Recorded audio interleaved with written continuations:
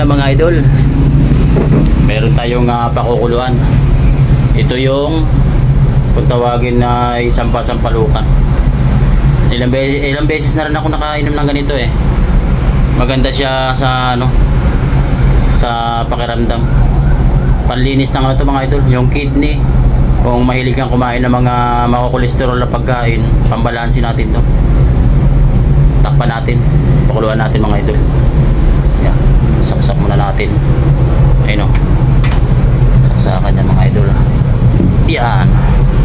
Ayan. Ayun o, umilaw na o. O, di ba?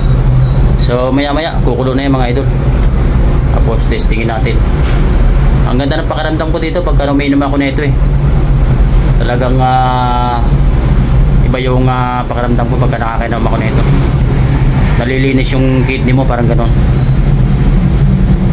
So balikan natin yan maya maya mga idol. Pakuluin muna natin. Right.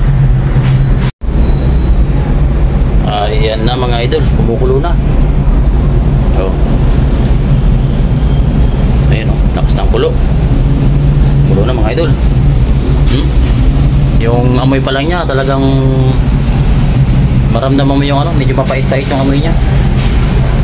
Ayun o, malabo yung camera ko. Natin.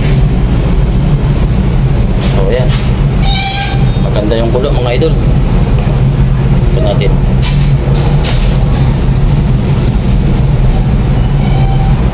Ayan. Ayun o, nagkukulay verde na yung ano, yung tubig.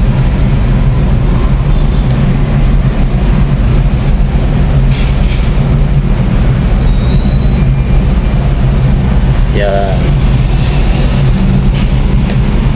Babadla muna natin ng mga ano mga ito para yung ano niya talagang kulong-kulo. Tapos pag ininom to, maganda rito inumin yung medyo tawag nito maligam-gam. Panlinis na ang kidney natin yan mga ito. You know, namumulay verde na yung ano niya oh.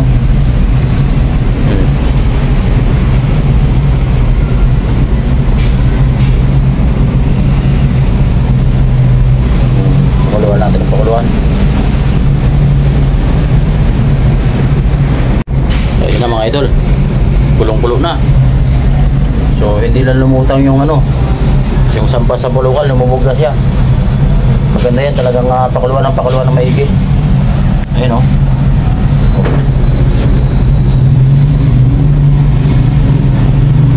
Papait-pait lang yung lasa nito pero solid yung epekto nito mga idol. Maganda yung tama nito sa kidney natin. Talagang nililinis niya. Ayun o. Kita mo yung si Chef Cook. Ayun o. Oo. Nagsisinungaling si Chef Cook. Ayun o. Hinagis-hagis pa nga niya o. Tagal sa ere o.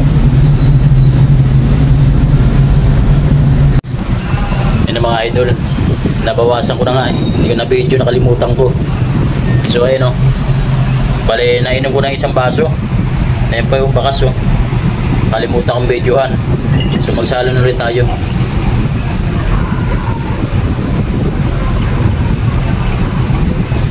Ayan. So ayan na siya o, nakalimutan kong videohan kanina. So yun, inumin natin mga idol. Papait-pait ang lasa niya. So ito na mga idol. Ayun o. Oh. Kita ba? Kita? O yan. So inumin na natin. Maganda sa ano to eh, panlinis ng ano, mga panlinis ng kidney. Inumin natin ha, mapait-pait ang lasa nito eh. Para hindi mo masyadong maramdaman yung pait. Pag ininom mo siya, kailangan na dire-diretso, wag mo hinto. Ito medyo maligam-gam na, so kaya na natin yung init niya. Isang diretso ito mga idol. Oh, tara let's.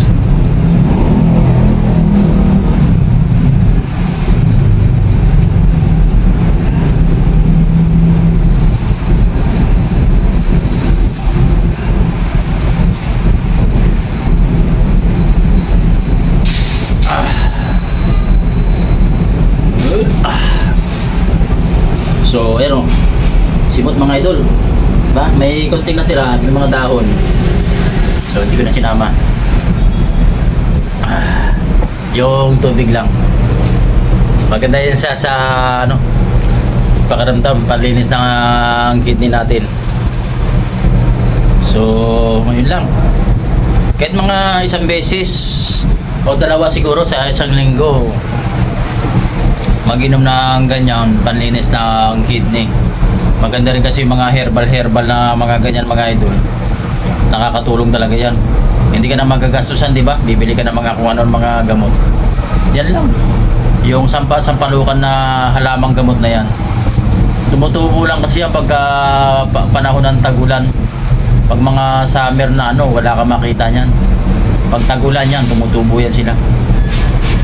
Kaya ang nararamdaman ko dyan pagka nakakainom ako dyan, ano yung pag-ihi mo, maganda yung pakiramdam ng pag-ihi mo. Parang ano, nalinis talaga, nalinis yung kidney mo. Ganun yung ano. So kailangan nating linisan din yung kidney natin. Di ba? Mahilig ka sa pagkain ng mga masasarap, lalo yung mga maalat, ganyan. Yung iba nagkakaroon ng sakit sa bato sa bato kung tawagin. So kung iinom ka ng mga ganyan, yan, nawawas out siya, nalilinisan yung kidney natin. So yun lang mga idol, i-share ko lang sa inyo. Right, so God bless sa inyo lahat mga idol. Bye.